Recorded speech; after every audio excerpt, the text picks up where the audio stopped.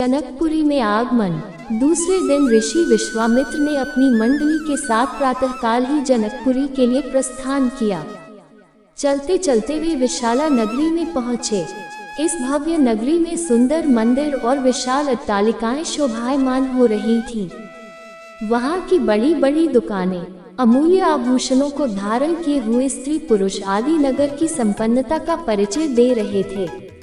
चौड़ी चौड़ी और साफ सुथरी सड़कों को देखकर ज्ञात होता था कि नगर के रख रखाव और व्यवस्था बहुत ही सुंदर और प्रशंसनीय थी। विशाला नगरी को पार करके वे सभी मिथिलापुरी पहुँचे। उन्होंने देखा कि नगर के बाहर सुरम्य प्रदेश में एक मनोहर यज्ञशाला का निर्माण किया गया था और वहां पर विभिन्न प्रांतों से आए हुए वेदपाठी ब्राह्मण मधुर ध्वनि में वेद मंत्रों का सस्वर पाठ कर रहे थे। शोभायुक्त यज्ञ मंडप अत्यंत आकर्षक था, जिसे देखकर राम ने कहा, हे गुरुदेव, इस यज्ञशाला की छटा मेरे मन को मोह रही है और विद्वान ब्राह्मणों के आनंददायक मंत्रोच्चार को सुनकर मैं पुलकित हो रहा हूँ।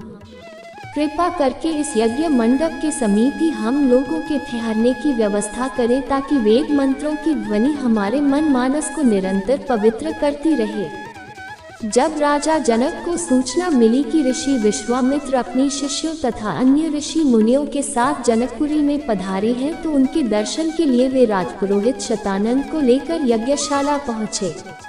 पाद्य अर्घ्य आदि से विश्वामित्र जी का पूजन करके राजा जनक बोले, हे महर्षि, आपने यहाँ पधार कर और दर्शन देकर हम लोगों को कृतार्थ कर दिया है। आपकी चरण धूलि से यह मिथिला नगरी पवित्र हो गई है। फिर राम और लक्ष्मण की ओर देखकर बोले, हे मुनिव, आपके साथ ये परम तेजस्वी सिंह शावक जैसे अनुपम सौंदर्यशाली दोनों कुमार कौन हैं?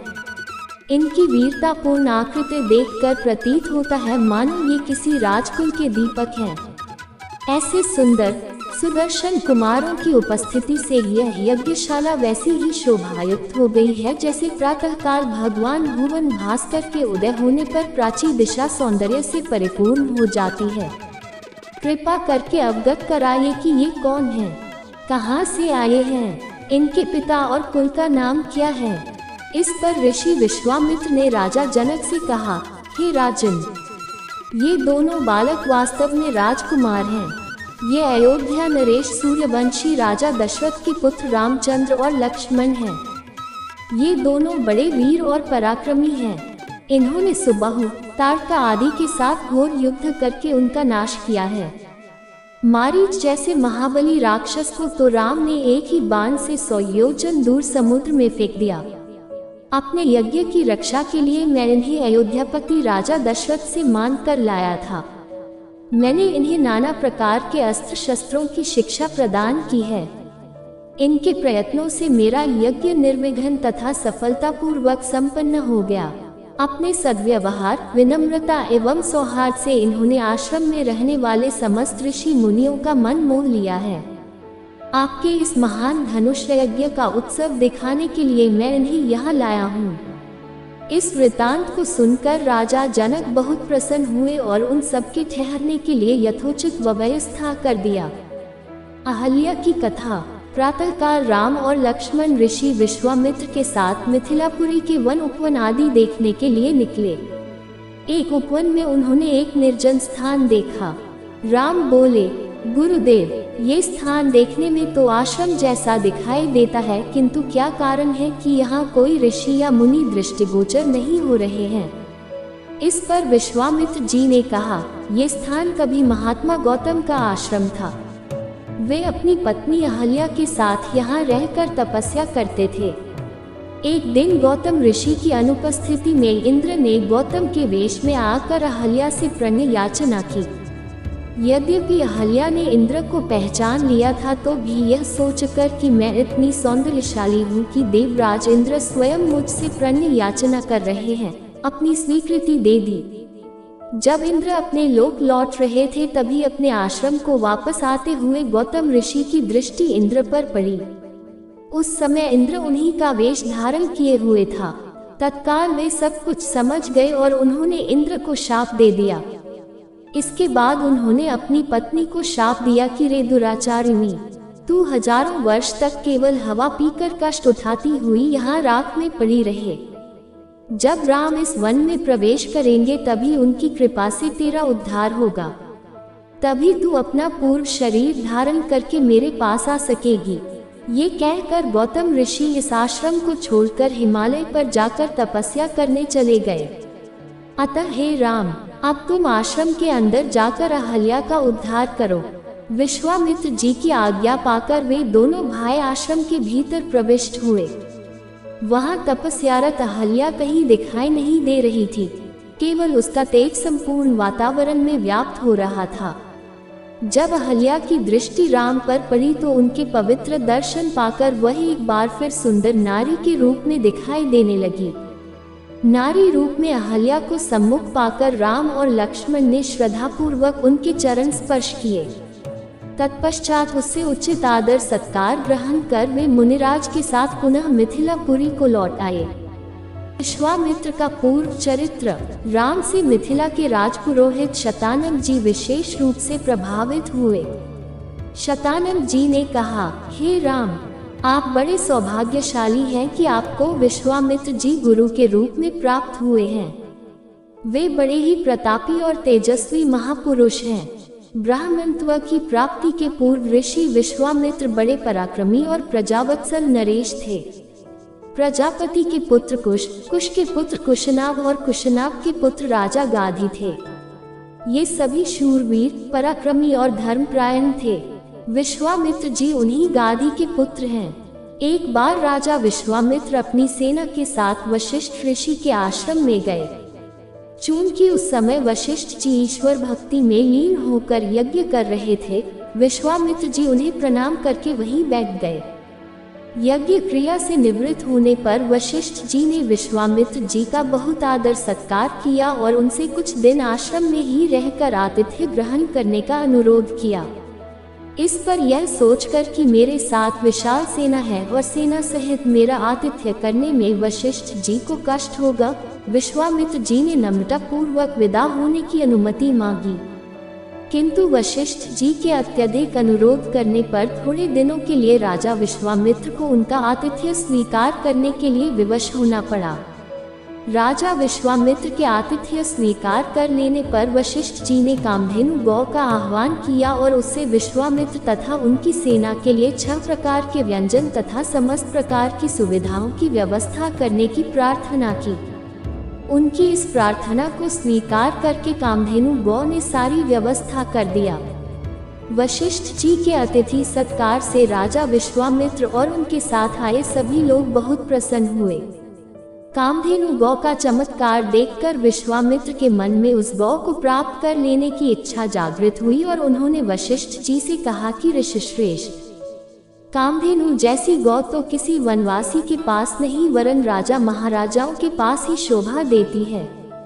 अतः आप इसे मुझे दे दीजिए। इसके बदले में मैं आपको सहस्त्रों स्वर्ण मुद्राएं दे सकता हूँ। इस पर वशिष्ठ जी बोले कि राजन, ये गौ ही मेरा जीवन है और इसे मैं किसी भी कीमत पर किसी को नहीं दे सकता। वशिष्ठ जी के इस प्रकार कहने पर विश्वामित्र ने बलात् उस गौ को पकड़ लेने की आज्ञा दे दी और सैनिकगण उस गौ को डंडे से मार मार कर हाँकने लगे।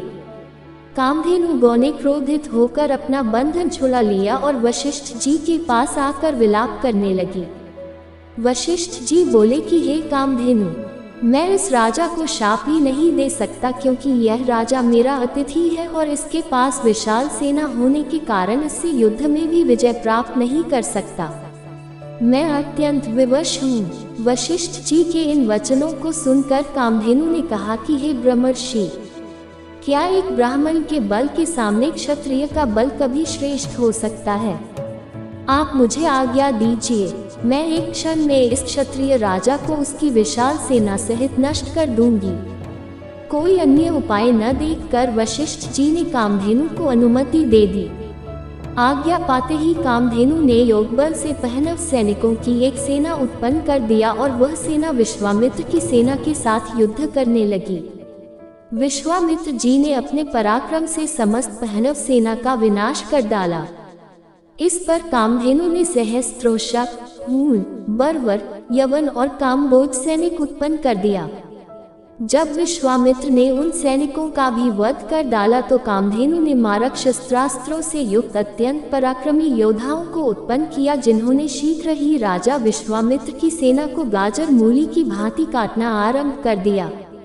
अपनी सेना का नाश होते देख विश्वामित्र के 100 पुत्र अत्यंत कुपित हो वशिष्ठ जी को मारने दौड़े। परिणाम ये हुआ कि वशिष्ठ जी ने उनमें से एक पुत्र को छोड़कर शेष सभी को भस्म कर दिया। सेना तथा पुत्रों के नष्ट हो जाने से विश्वामित्र बड़े दुखी हुए। अपने बचे हुए पुत्र का राजतिलक कर वे तपस्या करने के लिए हिमालय की कंदराओं में चले गए। वहां पर उन्होंने कठोर तपस्या की और महादेव जी को प्रसन्न कर लिया। महादेव जी को प्रसन्न पाकर विश्वामित्र ने उनसे समस्त दिव्य शक्तियों के साथ संपूर्ण धनुर्विद्या के ज्ञान का वरदान प्राप्त कर लिया। इस प्रकार संपूर्ण धनुर्विद्या का ज्ञान प्राप्त करके विश्वामित्र बदला लेने के लिए वशिष्ठ जी के आश्रम में पहुंचे। वशिष्ठ जी को ललकार कर उन पर अग्निबाण चला दिया। अग्निबाण से समस्त आश्रम में आग लग गई और आश्रमवासी भयभीत होकर इधर उधर भागने लगे। वशिष्ठ जी ने भी अपना धनुष संभाल लिया और बोले कि मैं तेरे सामने खड़ा हूँ, तू मुझ पर वार कर। आज मैं तेरे अभिमान को चूर चूर करके बता दूंगा कि क्षात्र बल से ब्रह्म बल श्रेष्ठ है। क्रोध होकर विश्वामित्र ने एक के बाद एक आग्नेयास्त्र, वरुणास्त्र, रुद्रास्त्र, इंद्रास्त्र तथा पाशुपतास्त्र एक साथ छोड़ा, जिन्हें वशिष्ठ जी ने अपने मारक अस्त्रों से मार्ग में ही नष्ट कर दिया। इस पर विश्वामित्र ने और भी अधिक क्रोधित होकर मानव, मोहन, गांधर्व, जूम्भन, दारण, वज्र, ब्रह्मपाश, कालपाश, वरुणपाश, पिना, दंड, पैशाच, क्रौंच, धर्मचक्र, कालचक्र, विष्णु चक्र, वायव्य, मंथन, कंकाल, मूसल, विद्याधर, कालास्त्र आदि सभी अस्त्रों का प्रयोग कर डाला। वशिष्ठ जी ने उन सबको नष्ट करके ब्रह्मास्त्र छोड़ने के लिए जब अपना धनुष उठाया तो सब देव किन्नर आदि भयभीत हो गए। किंतु वशिष्ठ जी तो उस समय अत्यंत क्रोध हो रहे थे। उन्होंने ब्रह्मास्त्र छोड़ ही दिया। ब्रह्मास्त्र के भयंकर ज्योति और गगन भेदी नाद से सारा संसार पीड़ा से तड़पने लगा। सब ऋषि मुनि उनसे प्रार्थना करने लगे कि आपने विश्वामित्र को परास्त कर दिया है, अब आप ब्रह्मास्त्र से उत्पन्न हुई ज्वाला को शांत करें। इस प्रार्थना से द्रवित होकर उन्होंने ब्रह्मास्त्र को वापस बुलाया और मंत्रों से उसे शांत किया। पराजित होकर विश्वामित्र मणिहीन सर्प की भांति पृथ्वी पर बैठ गए और सोचने लगे कि निसंदेह क्षात्र बल से ब्रह्म बल ही श्रेष्ठ है। अब मैं तपस्या करके ब्राह्मण की पदवी और उसका तेज प्राप्त करूंगा। इस प्रकार विचार करके वे अपनी पत्नी सहित दक्षिण दिशा की ओर चल दिए। उन्होंने तपस्या करते हुए अन्न का त्याग कर केवल फलों पर जीवन यापन करना आरंभ कर दिया। उनकी तपस्या से प्रसन्न होकर ब्रह्मा जी ने उन्हें राजर्षि का पद प्रदान किया। इस पद को प्राप्त करके भी ये सोचकर कि ब्रह्मा जी ने मुझे केवल राजर्षि का ही पद दिया, महर्षि देवर्षि आदि का नहीं, वे दुखी ही हुए। वे विचार करने लगे कि मेरी तपस्या अब भी अपूर्ण है, मुझे एक बार फिर से घोर तपस्या करना चाहिए।